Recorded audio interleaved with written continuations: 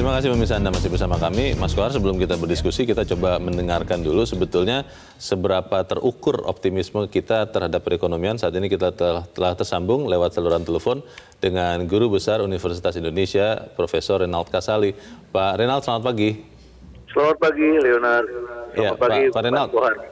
Selamat pagi, Prof. Kalau kita melihat ada optimisme yang memang ada beberapa alasan ya. Kita melihat bagaimana laju inflasi, kemudian target penerimaan tahun lalu tercapai.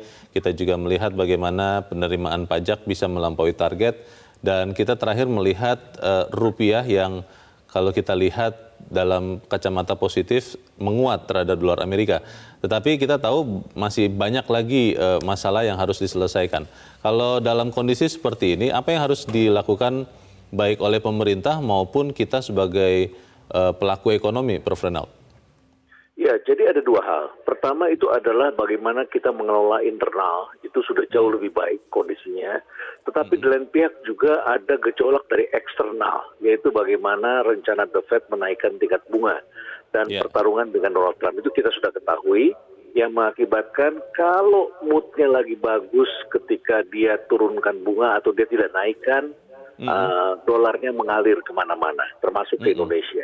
Nah, di lain pihak kita juga perlu menyediakan rumahnya supaya dia menjadi lebih menarik. Nah, membuat rumah yang menarik ini rumah bangsa yang diurus oleh banyak orang. Nah, diantaranya juga adalah DPR yang mengatur, pihak oposisi juga terlibat di dalamnya.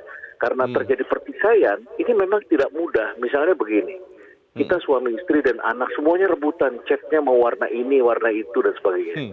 Dikasih warnanya redup, itu tidak masuk begitu ke dalam rezekinya begitu ya.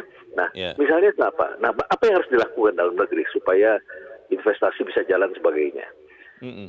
Karena defisit ini tentu harus kita atasi dengan macam-macam. Ekspor kita tingkatkan, investasi kita tingkatkan dan lain sebagainya. Tetapi investasi ini memerlukan modal. Nah, modalnya ini kalau kita hanya ambil dari dunia internasional memang berat. Maka potensi dalam negeri ini, PR ini harus kita tarik. Nah, ini ada keputusan ada di oposisi, ada di DPR. Misalnya begini loh, keributan ya. Misalnya soal dana haji. Dana haji itu di Malaysia itu lebih syariah dibandingkan Indonesia. Tetapi dana hajinya bisa dipakai untuk investasi jangka panjang, untuk infrastruktur dan sebagainya. Kita harus menjual obligasi untuk memanfaatkan itu. Kita harus memakai dana dari macam-macam pihak. Dana dalam negeri itu terlalu mahal kalau dari perbankan. Karena dana jangka pendek. Berarti pendalaman sektor keuangan inilah yang harus kita genjot. Kemudian kita bicara sektor manufaktur, para investor, pengusaha ini memperbaiki produktivitasnya dengan 4.0 itu sehingga tidak kalah bersaing dengan negara tetangga dan sebagainya. Kalau melihat Prof. Renald tahun ini pemerintah itu ingin mengembangkan sumber daya manusia dan juga itu mungkin akan dikembangkan terus.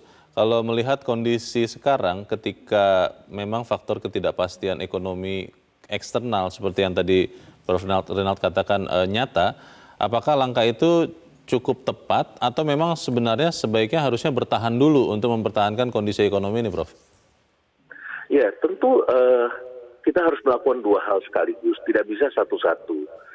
Pertama tentu saja harus memperbaiki, karena investasi di bidang SDM itu adalah investasi yang sifatnya long term, jangka panjang. Paling cepat 1 tahun, itu kalau kita melakukan retraining. Artinya tenaga kerja sudah ada harus kita training ulang karena menyangkut soal kebutuhan teknologi baru. Tetapi anak-anak muda ini harus kita didik, katakanlah di perguruan tinggi butuh waktu 4 tahun. Kalau dari SMA berarti tambah lagi 3 tahun, 7 tahun. Berarti kita berpikir ke depan supaya bangsa kita tidak ketinggalan. Bagaimana kita melatih agar tenaga kerja kita bisa menjadi perawat di negara lain, yang bekerja produktif, jadi manajer hotel dan lain sebagainya. Nah, kita tidak bisa hanya berpikir hari ini. Karena kalau kita tidak siapkan ke depan dari hari ini, tentu celaka juga gitu. Nah, itu tentu satu hal yang sangat mendesak, penting. Tetapi dengan infrastruktur sudah jadi, terutama di daerah-daerah yang vital, Saya kira memang arahnya ke depan memang harus SDM sudah harus kita pikirkan. Jadi pemimpin ke depan itu tidak boleh egois hanya memikirkan pencapaian jangka pendek. Nah, capaian jangka pendek ini saya kira sudah dilakukan sekarang. Walaupun misalnya infrastruktur juga butuh waktu, ya. Jalan tol Jakarta Cirebon tidak langsung otomatis ramai. Baru dibuka, ya perlu waktu 2 tahun, 3 tahun nanti ramai, baru ekonominya membaik. Baru kemudian returnnya tercapai. Airport dibuka perlu waktu 3 tahun baru dia penuh. Returnnya baru bisa dicapai. Freeport dibeli tahun depan mungkin terjadi pengurangan produksi. 2 tahun lagi tiba-tiba kita sudah dapat 150 miliar US dollar dalam waktu berapa tahun ke depan. Investasi 4 miliar dapat 150 miliar kan bagus. Tapi perlu waktu ke depan. Kira-kira begitu. Betul. Baik, terima kasih Prof. Renald untuk pencerahannya pagi ini. Selamat pagi Prof. Renald Kasali. Selamat pagi, terima kasih.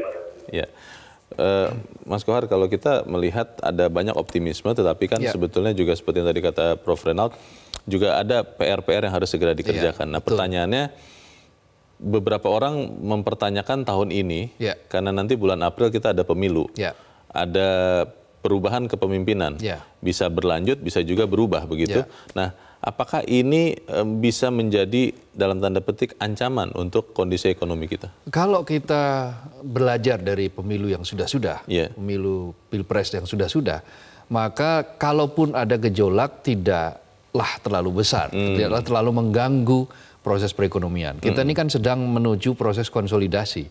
Demokrasi kita sedang menuju proses konsolidasi. Maka kegaduhan itu sesuatu yang biasa.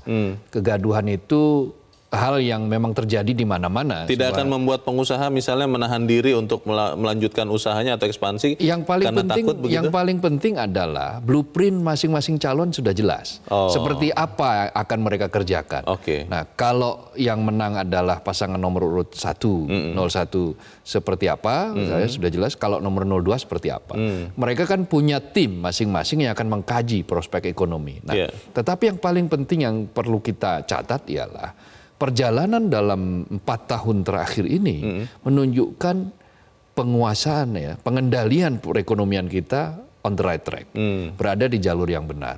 Berbagai macam resep-resep itu, atau kalau orang Jawa istilahnya itu jamu, itu yang sering dipakai oleh Gubernur BI, istilahnya jamu, maka jamunya itu jamu yang pas. Ada yang jamu pahit, tetapi juga ada jamu yang manis. Gitu. Jadi bauran antara dua resep itu digunakan untuk memperbaiki tadi itu menurut Profesor Renald Kasali sebagai memperbaiki rumah kita untuk mendatangkan investasi. Nah, karena proses yang tepat itu maka ada layak optimisme kita bangun di 2019. Selain memang di faktor-faktor eksternal itu mendukung untuk itu.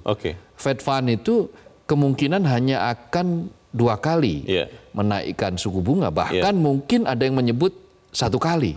Artinya kalau hanya 1 kali berarti imbal hasil dari yang dilakukan di Amerika menjadi kurang menarik kan. Masalahnya begini Mas Kohar, di dalam dunia ekonomi kan kita kenal istilah ceteris paribus.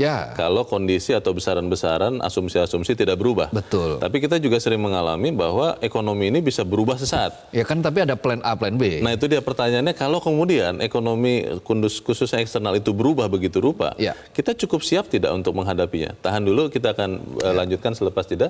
Pemirsa tetaplah bersama kami, Editorial Media Indonesia segera kembali.